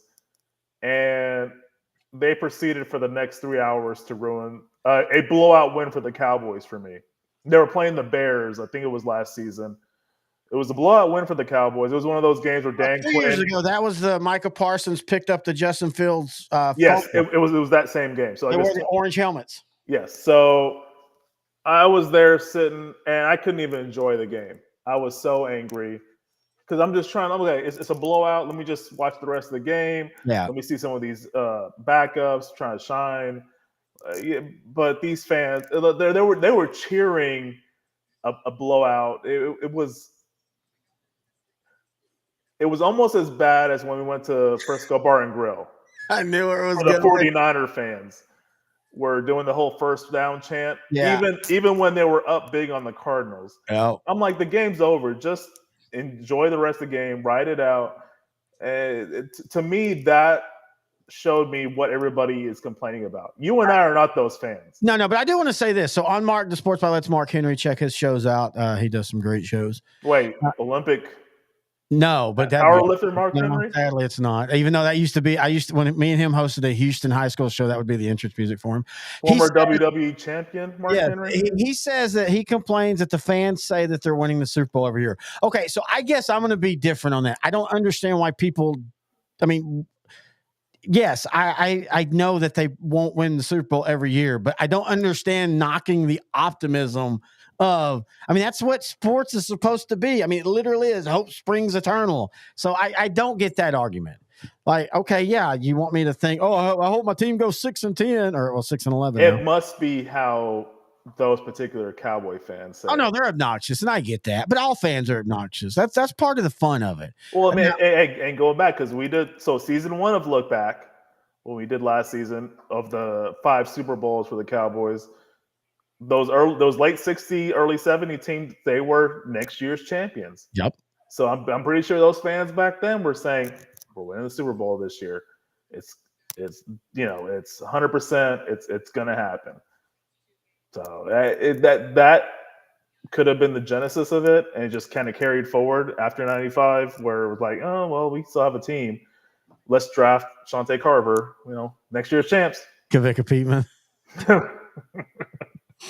Dwayne run over people. Goodrich. Oh. Ryan's like, what are you talking about? No, it's yeah, because I've maybe seen 2 wild card wins in my entire existence as a fan of this team. So, I mean, that's a good point. So, when did you become a fan? I think I started watching football, which started with Cowboys games when I was like 8 or 9. What year? So that would have been the 08-09 season because I was born. Oh wow! Wow, dude. So sorry, brother. So sorry. Yeah. So, but that's a great kind of perspective, because all three have grown up, started in completely different eras. I grew up where I really started to truly remember the Cowboys. Again, my parents always say that in the Broncos Super Bowl, I said cuss words, but I really start to grasp. I remember like the 79 game. I don't remember like every part. I remember the 80 Philly losing to Philly, but really like 82, 83, 84, and then as Noe knows, 85. So I knew Dallas as one of the top, not quite the top, but they're still so good that everybody, worships who they are, and they're America's team. And then Noe, he literally catches them in year 2 of their Super Bowl run. And so Noe and I but we know the dominance. We know the Super Bowl wins. That's why I've always said, like, yeah, of course I want Dallas to win, but if they never win another Super Bowl, I've seen 4 in my lifetime. I'm good. Noe's at least seen 2, yet you've seen none, and you don't even know, like you said, NFC title experience or anything. The furthest I've seen them go is to the divisional round, and I've never seen them win even a divisional game ever. Yeah. But honestly, same thing growing up as a Ranger fan. Growing up, never seeing them win anything.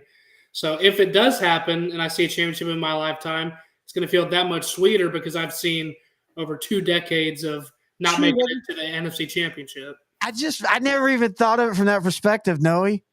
There are people that know a Ranger World Series and not a Cowboy Super Bowl. Like the Rangers for me was the cherry. That was it. Every team that I follow has won a championship. From where I grew up to my college, to both my colleges, the college I didn't go to, Texas, but I'm a fan of, to the actual college I went to, A&M Commerce. They won a national championship. I'm good. Like, I'm here just to talk sports. Maybe that's why. Now, Noe will tell you, though, in game, I'm a little different. That's not the point. After the game, I find perspective and I find God. But I never even thought of it like that.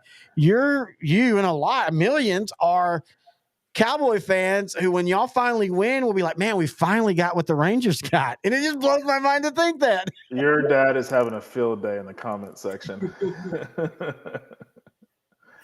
And that does seem like you. So I'm going to go ahead and say that's fact. Well, shut up.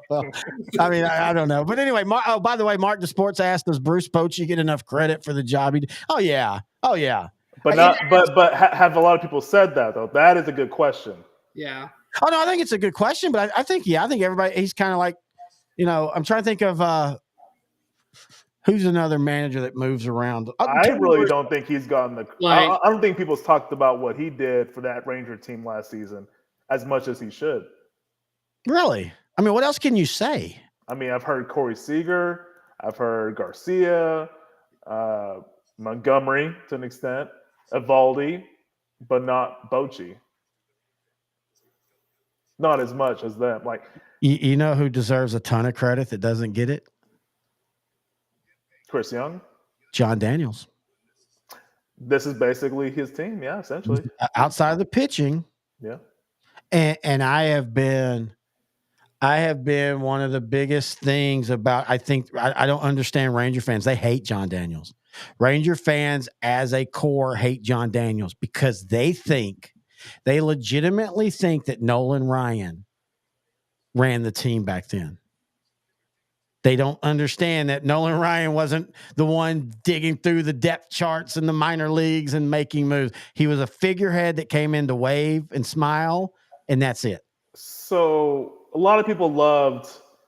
So Ryan, I guess you might not know this because you started watching later on, but when I started watching in '93, it was Nolan Ryan's last year pitching. He was pitching for the Rangers. There was a famous incident with him and Rob Ventura. They'll punch in the head. People loved him. He was here for 5 years, came back in a front office role. I think they loved him so much. And then there was a couple of things he said that kind of gave him credit for the improved pitching to start the 2010s, which was his particular work ethic. Like, keep your legs strong and healthy, like get cardio. That's just like little things like that were put out into the media that came from Ryan, that was enforced by managers and coaches on the players. And you kind of saw improved pitching in the early 2010s. But he got a lot of credit for that, not John Daniels. So maybe that's where it's coming from. And, of course, name recognition, too. And also John Daniels is one of those, the era of the young GMs, like him and Theo from Boston and Chicago. So Theo Epstein, yeah. Who won a Super Bowl, won a World Series in both places. Yeah, two places that were cursed, essentially. Oh, I never even thought about that. Ryan, one by Babe Ruth, one by Billy Goat. That's right. Well, maybe Babe Ruth and the Billy Goat got close together later on. Whoa. Ryan, what are your thoughts on this? It's not happy hours after hours. It's just happy hours. We kind of are at that point. Ryan, as a baseball guy, and I'm not saying you're just a baseball guy, but you're a baseball guy. What are your thoughts on how baseball statistically is done now compared to in the past? I think it's done a lot better recently. And I think a big reason for that is the rule changes, because it opened the pace of the game, or increased the pace of the games with the pitch clock. And I don't know if y'all saw it, but they changed the rule on the pitch clock with runners on base. It used to be 20 seconds. Now they dropped it back down to 15. So now it's the same as when there's no runners on base. So that'll quicken up the pace of the games as well. And then they made the bases bigger, and then they got rid of the shift. I think baseball is more exciting than it was. But even for me, big baseball guy, I didn't mind when games ran 3.5, 4 hours. I really didn't, because I love watching it. Whether it's on TV or in person, I didn't mind it at all. But I think it's just more exciting, and I think it's going to continue to grow. And especially now, because there's so many characters in the league. Yeah, we were talking about that earlier. Because there's guys like, Bryce Harper, and then Shohei Ohtani, who's not much of a character, but he's such a larger-than-life character because of how he plays. There's not many guys in history that have been good pitching and hitting at the major league level, both at an elite level. So I think with the rule changes and just the characters that you see across the league now, I think it's only going to get better from here. What about you, Noe? So I know there's characters now. We had talked about that earlier. I think they just need to be. I guess for me, when I was growing up, I saw Sammy Sosa, Mark McGwire, Barry Bonds, Yeah. Manny Ramirez. To later on, Pedro Martinez. Those guys were widely known, maybe because of where they played, maybe because of endorsements. Yeah. There's a lot of really good characters out there. What's that Florida guy that Jazz Chisholm or Jazz Chisholm. Mm-hmm. Jazz Chisholm? Like he has a great personality. Put him out in that market. Like put all these other guys that have the charisma. Now, some of them are from countries where they don't. No, English was not their first language, so they might need an interpreter, or they need, But that part I get. But like, if you really want to get this sport back to where it was before, the pitch clock is a good start. Getting the personalities out there with endorsements, just out there so people can notice them and see them. To me, that's what's going to do it. But yeah. I like the direction of baseball, and I'll continue watching it. I stopped watching as much of it over the last few years because it was getting dull to me. But stolen bases are going back up again. I just wish batting averages were back up. Yeah. But I like the direction of baseball. So what are y'all's thoughts on like WAR and B WAR and D WAR and all that? Yeah, I don't dive too deep into statistics like that. I'm with Noe with the batting average thing. You look at people on on media and on Twitter, but even like media people as well. I've heard some say that batting average is almost obsolete. It's all about the on base percentage. Yeah. And stuff like that. And I will say this: as a kid of the '80s, on base percentage was pretty big back then as well. But yeah, I mean, batting average and wins and losses are, and I'm not saying this is right or wrong, but they're things of the past. Nobody looks at that. I still don't understand. I understand that on wins and losses because that is such an arbitrary thing. But batting average, I mean, I don't know. I still want my guys to get hits. One of the hardest things to do in all sports is to hit a baseball. Yep. That's right. Why is batting average devalued? That I will never get. Well, because they're saying, it's such a luck thing. If you you can hit the ball hard and it not be a base hit, and you can hit the ball crappy and it be a base hit. But I mean, that's kind of the art of baseball. It's like, Crash Davis in Bull Durham talks about it. He's walking down the street and he's like 3 hits a week. If a minor leaguer just gets 3 more hits a week, that's, and he even goes to seeing eye, Texas League singer, seeing eye ground ball, double off the wall. Those 3 hits can change the life of a guy. And I look now and like WAR, wins over replacement. I get the idea, but it's still arbitrary because you have to have a baseline of, okay, who's the replacement? Like if it's player A is replacing player B and both of them are all-stars, well, then how did one, I'm not going to say I don't get it because I get the idea. I just think it's getting overused now. Like wins over replacement, just you can play that how you want, if that makes sense. Yeah. That's one of the things I have issues with WAR. I will say the only thing right now that I agree with that's newer compared to when I was watching was bullpen. Back when I was watching, starting pitchers would go 8-9 innings all the time. Mm-hmm. Arm trouble would be an issue. But now there's more sophisticated pitching styles. There's different pitches in general. You're not just throwing fastballs anymore. And not when I was watching either, but you get my drift. Yeah. The importance of bullpen and middle relievers and specialists, that I agree with. That should have happened when I was watching, actually, if I'm being honest. I'm glad it's happening now, and I'm glad they're getting paid because that is what's really determining who's winning. Like 5th and 6th starters are now long relievers in the postseason, and I think that's the difference now between teams that can, like the Dodgers, that have 100+ wins in the regular season, but losing 4 games in the NLDS. Yeah, and a lot of managers take like an analytical approach when it comes to pitching now, as opposed to just situation or feel. I mean, we saw that towards the end of the season last year with the Blue Jays. The manager pulled out a pitcher that had been dominating, but he gave up one hit with a runner on first, and then the next batter was a lefty. And then statistically, that particular pitcher did not do well against lefties in some sort of situation or with runners on or something like that. And so they took that pitcher who'd been dominating all game out, and they brought in another guy, and he ends up giving the game-winning run, which kept the Blue Jays from getting a playoff spot. Well, and then you look at the Ranger bullpen, who did exactly everything in the postseason that they didn't do in the regular season. And that goes back to where you can get too caught up in statistical. And I do think, as Mark Henry was saying, I don't think Bruce Bochy gets enough credit with that. Like, he knew what to throw, when to throw. And everybody wants to talk about, oh, well, Chapman, he was, oh my God, he was, he'd give you a heart attack. Yeah, but go look at the postseason and what Chapman did. He shut down everybody. I mean, yeah, it was crazy and it was scary, but at the end of the day, he shut down everybody. And so that's that part of the game. And this is where Noah and I always talk about this on OutDrank The Coverage, our weekly show, and just talking in person. We're so caught up in statistics and championships that we're losing the art of the game. We're losing the San Diego Chargers of the 70s and 80s who couldn't quite win it. Dan Marino, one of the greatest quarterbacks ever, who didn't win a Super Bowl. Or Aaron Rodgers, one of the possible greatest, who only won one Super Bowl.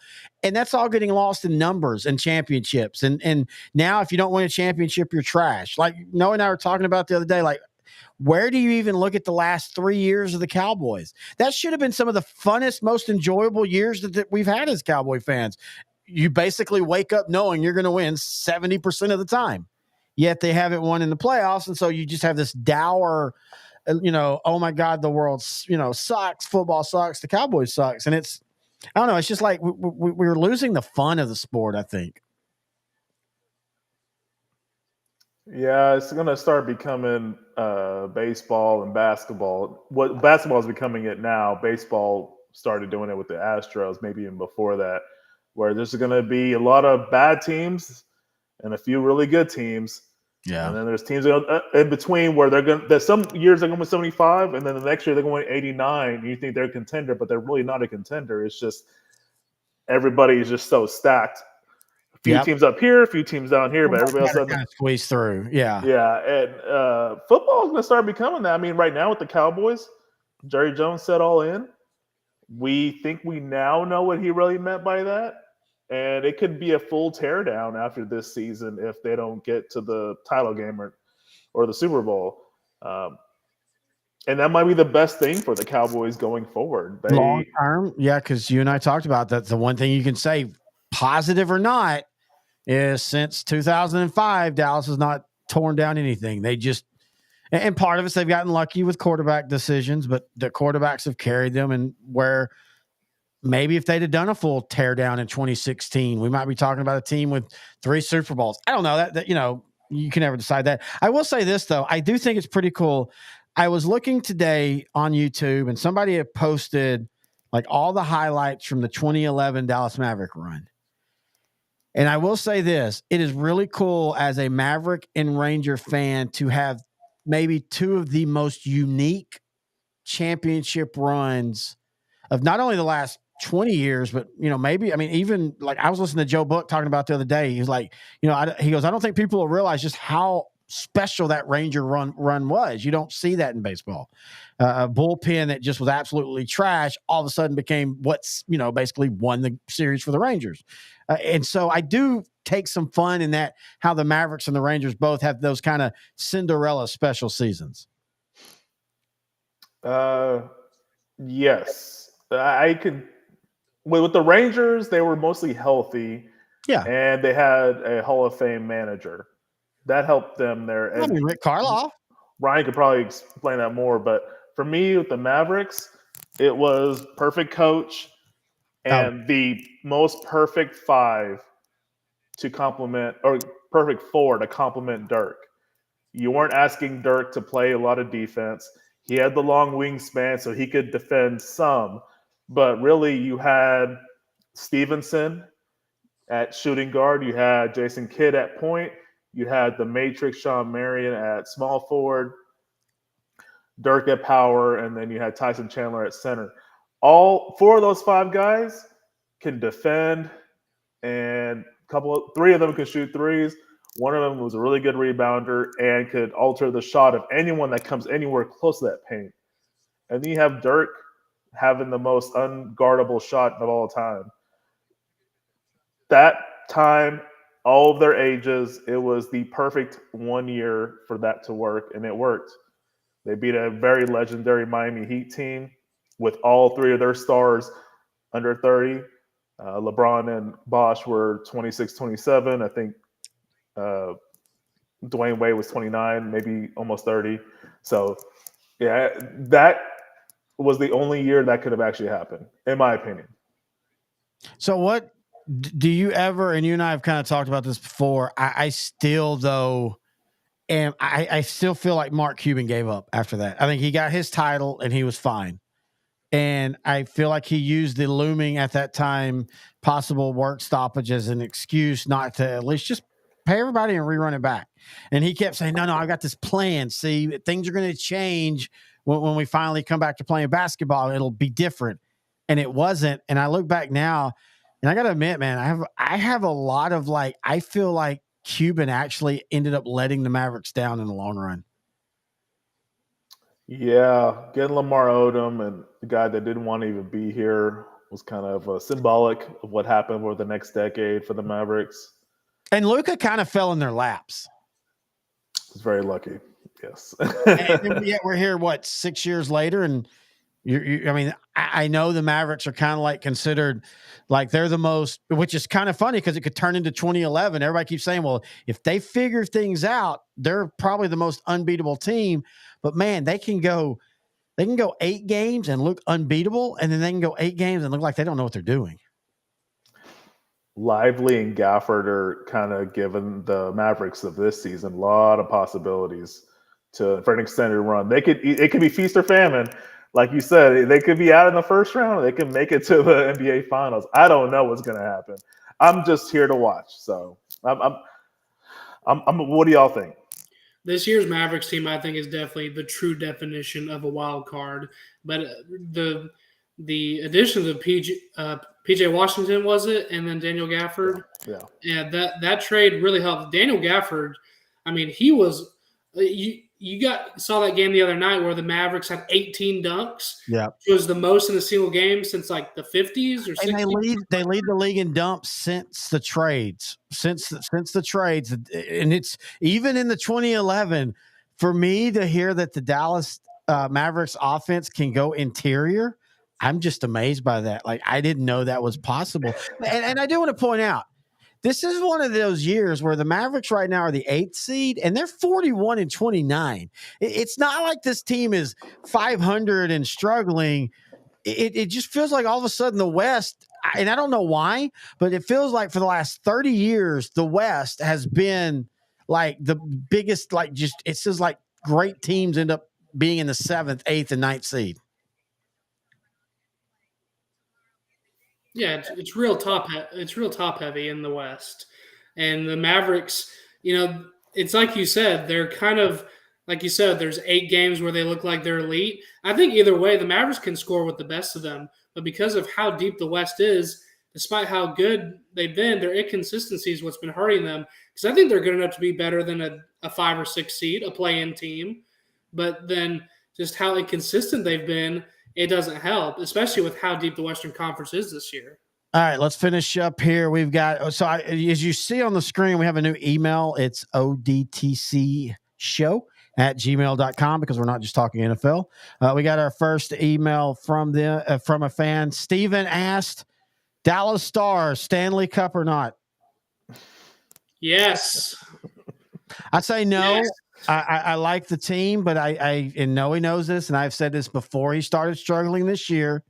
Jake Ottinger is just not – he's a solid goaltender who has really hot streaks, but he is not a top 5 goaltender. And at the end of the day, I don't care how much you score. If you cannot stop the puck, you're going to lose in the playoffs. That's a fair point. And I think Otter's dealt with a couple injuries this year too, which doesn't help, but he has been inconsistent in the guarding the net as well. But, they have weapons offensively, and it's a good point. You can score with the best of them, but if you can't stop them, then you're going to get outscored either way. But it's kind of like they're kind of like the NHL or the NHL versions of the Mavericks, who can score at will, but they'll give up 120 points in the process too. So, and Ottinger, but it could be one of those things too, where he gets hot and when the playoffs come around.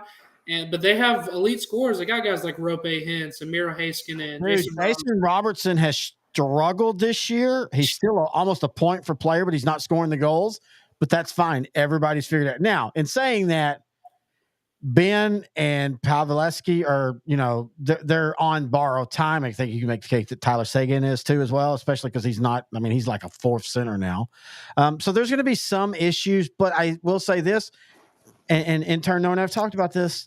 It feels like with Dallas Stars, Dallas Mavericks, Texas Rangers, and even the Cowboys, it feels like we're finally about to hit a stretch where we're going to have a lot of playoffs. Maybe not a ton of championships, but a lot of playoffs. Yeah, and that's exciting for all the teams because there have been stretches where all the teams don't. They do the exact opposite. So I feel like we're on that trajectory as well. The Stars made a Stanley Cup back in 2020 and then a conference final in 2021. The Mavericks made the conference finals just a couple years ago as well. They're before running into that Warriors team, but and the Rangers, of course, winning the World Series. So all these teams are getting there. They're on the cusp, but just lately it's just been the Rangers that have been able to get there and grab it. But I think we're going to see at least a lot more chances from all these DFW teams. They're going to be in the mix more often than they've been the last decade or so. Hey, Noe. Yes. You can tell the two of us that started at 7 with hard liquor and the dude that started at 8 with some wine. That dude got all the energy now. I love wine. It would take me 3 or 4 days to finish a bottle. Yeah, I've never gotten the wine. I mean, I like wine. I just it's more of a I just slow sip whiskey. I really slow sip wine. So I could do I could do a house pour, like an 8-ounce pour, and I could sip on that the whole night, and that would be it. When it comes to wine, I don't like the dry, bitter stuff. Mm-hmm. The reason I like plum wine is because it's sweet. And it doesn't have like an aftertaste, which makes it easier to drink. When it comes to liquor and stuff, when I was in college, I kind of hit that a bit more. But ever since then, I've been more of a beer guy. But when it comes to liquor, I'm a whiskey guy too. I like a little Johnny Drum or some Blue Chair Bay or something like that. So, but I've become more of a beer guy now. I mean, you guys saw I had the Coors the first time I came on a couple weeks ago. Yes, sir. All right. I think we have a happy houred it out, talked all the news stuff. And Ryan, real quick, where can people find you on email and Twitter? You can find my email, ryanfoxpxp@gmail.com. And I'm on Twitter at Alpha34Bravo. And, of course, you're going to be doing a bunch of high school stuff and other things for us. Intern Noe. Pro Noe, I should say. Dude, I am so happy how our look back has taken off because you and I talk about it. It's the stuff we love to talk about, but man, we get a little nervous when you push it out because who the hell wants to hear about the 1981 giant field goal to beat the Cowboys in overtime? And so I got to admit, I've really enjoyed the views we're getting, and we're going to keep rolling it, man. Green Bay and I think honestly, the more enjoyable show. You and I are doing the 70s honorable mention top rivals for the Cowboys because it was such a big deal to play the Cowboys in the 70s. A lot of teams had their rivals, and you and I already spent like a couple hours a day researching and just having a blast talking about it. Oh, yeah. I mean, that could be a whole day discussion if you and I just have all the time in the world to do it. All right. That's going to do it for this week. We'll be back in 2 weeks again for another happy hour. Ryan, thank you for joining us. Intern Noe.